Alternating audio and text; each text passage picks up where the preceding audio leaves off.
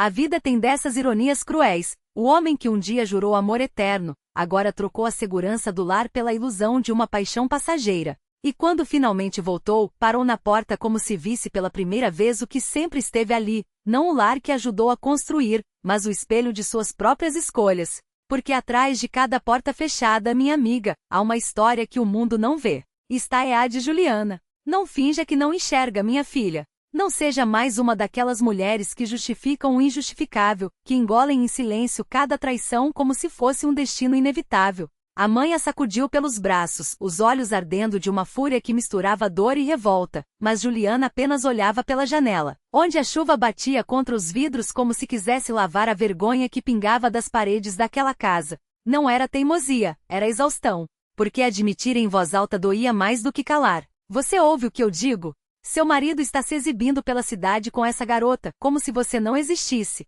Por que não faz nada? Deixa que eu falo com ele, isso não pode continuar assim. A voz da mãe cortava o ar como uma lâmina, mas Juliana apenas suspirou, esgotada. Mãe, por favor, não grite, e não se meta. Eu dou um jeito nisso. Um jeito? A mãe riu amarga. Já vi seu jeito, ele te humilha nas ruas, enche essa menina de flores e presentes, e você aqui, engolindo tudo como se fosse normal. Isso me dá nojo. Então não olhe. Não é da sua conta. Como não é? Você é minha filha. Juliana fechou os olhos. Sabia que a mãe tinha razão, mas também sabia que qualquer interferência só pioraria as coisas. Valeriano não era homem de aceitar conselhos, muito menos de uma sogra. E se ele resolvesse por orgulho ficar? A ideia a gelou por dentro. Não, ela não aguentaria mais um dia sequer ao lado dele depois de tudo. A raiva, o desprezo, as noites em claro imaginando onde ele estava e com quem. Não, melhor que fosse embora de vez. A mãe saiu batendo a porta, e Juliana agradeceu em silêncio por morar em uma casa sem vizinhos curiosos, sem testemunhas para seu pranto mudo, porque ela sabia há meses. Valeriano não se escondia. Pelo contrário, parecia querer que ela descobrisse, como se cada flor dada a outra fosse uma faca cravada em seu orgulho. O que lhe faltava? Dinheiro? Atenção?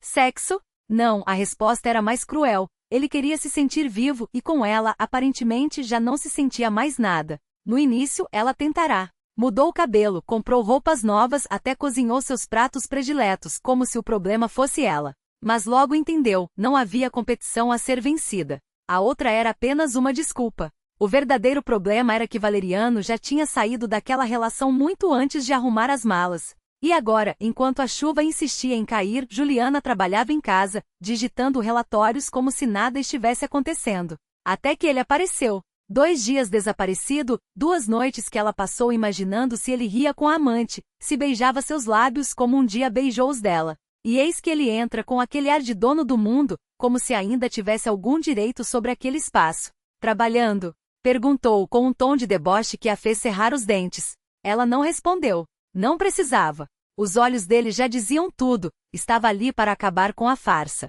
Eu vou embora, soltou, como se fosse uma notícia e não uma confissão tardia. Acho que você já sabe que tenho outra pessoa. Durante um tempo duvidei, mas agora vejo que foi a melhor decisão. Com você, tudo é cinza. Você não sente, não vibra, não me entende. Cansei dessa vida. Quero risos, quero paixão, quero viver sem me sentir morto. A casa é sua, então saio eu. O resto a gente divide no divórcio. E foi embora arrumando suas coisas, como se estivesse saindo para uma viagem de negócios e não destruindo anos de uma vida construída a 2 mãos. Juliana não chorou, não suplicou. Apenas fechou o notebook, levantou-se e saiu. Sentou-se na varanda até ouvir o portão rangendo, o som da liberdade dele, o som do alívio dela. Ele saiu como se tivesse asas. Finalmente livre. Livre para jantar em restaurantes caros com a amante, livre para viajar, livre para ser feliz, ou pelo menos era o que achava. Porque a realidade, como sempre, é muito menos poética. Os jantares foram bons, é verdade. O mar belo. Mas algo faltava. A garota ria, flertava, fazia olhos de veludo e, no entanto, nada. As costas doíam, os joelhos rangiam, o estômago rejeitava a comida sofisticada. E o pior, ele se pegava pensando no subichinho de Juliana, quentinho, perfumado, leve.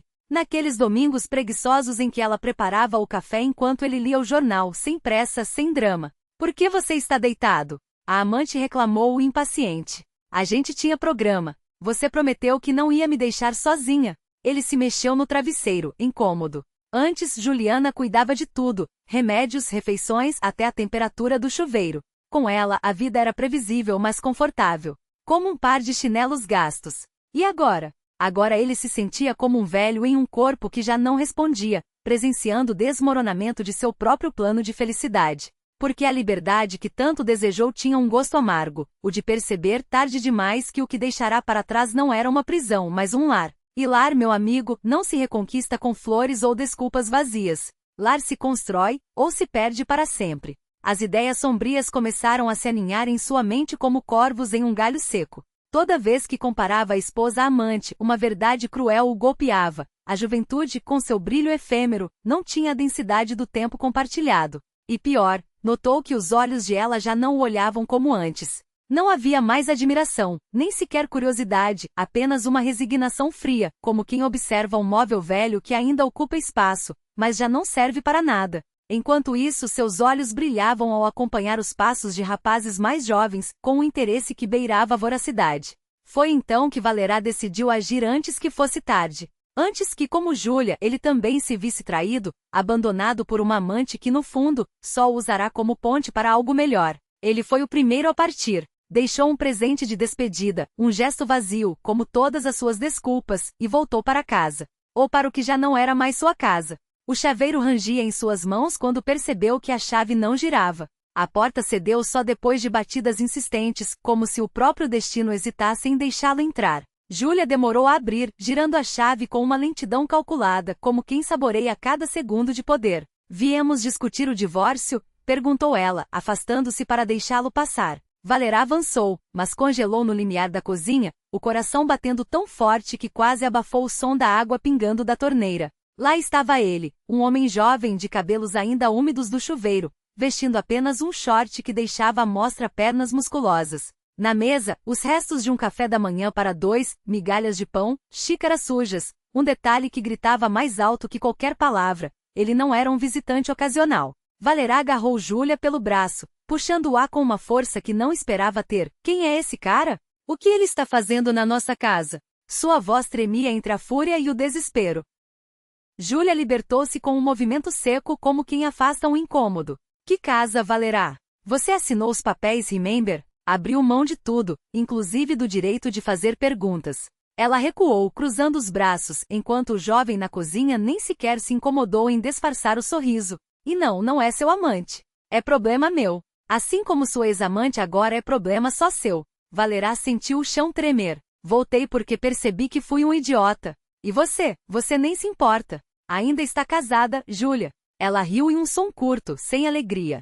Casada? Engraçado. A papelada do divórcio já está em andamento. Não recebeu a intimação? Não importa. O juiz vai resolver isso por nós. E francamente, sua opinião sobre a minha vida não vale nem o ar que você está gastando para reclamar. Asterisco. Ele não ouviu mais nada. Seus olhos vagavam pela sala e cada detalhe era uma facada. As paredes, antes nuas, agora pintadas em tons quentes. Os móveis rearranjados com um gosto que não era o seu. Até o cheiro do ambiente havia mudado. Menos a poeira da rotina, mais algo vivo, como ervas frescas e café recém-coado. Você reformou tudo? Quando? Com que dinheiro? Júlia encolheu os ombros, um gesto que o irritou ainda mais. Fiz. Não planejava, mas de repente me dei ao trabalho. E ficou bom, não acha? A casa ganhou alma. De onde tirou o dinheiro? Ele quase gritou. Não é da sua conta, respondeu ela secamente. Assim como não é da sua conta quem dorme no meu sofá. Aliás, Valerá. Ela olhou para o relógio, você está atrapalhando. Temos visita amanhã, e não tenho tempo para suas cenas. Ele saiu sem olhar para trás. Não havia mais espaço para desculpas, nem força para implorar. Júlia fechou a porta com um suspiro aliviado e voltou para a cozinha, onde, atrás da porta de vidro da varanda, sua sobrinha tomava suco em copos altos, ao lado do namorado, aquele mesmo que Valerá tomara por amante. Tudo bem, tia? Perguntou a jovem com um brilho de preocupação nos olhos. Júlia sorriu, pela primeira vez em meses. Tudo. Só acho engraçado que ele tenha confundido o seu boy com o meu caso. A sobrinha riu, e o rapaz fez uma reverência exagerada. É uma honra, senhora. A senhora é uma mulher fascinante. Júlia acenou com a mão divertida, enquanto o coração finalmente deixava de doer. A casa que antes parecia um túmulo de memórias, agora respirava. E ela, que um dia fora a mulher abandonada, havia se tornado a rainha de seu próprio reino, sem precisar de coroas nem de perdão.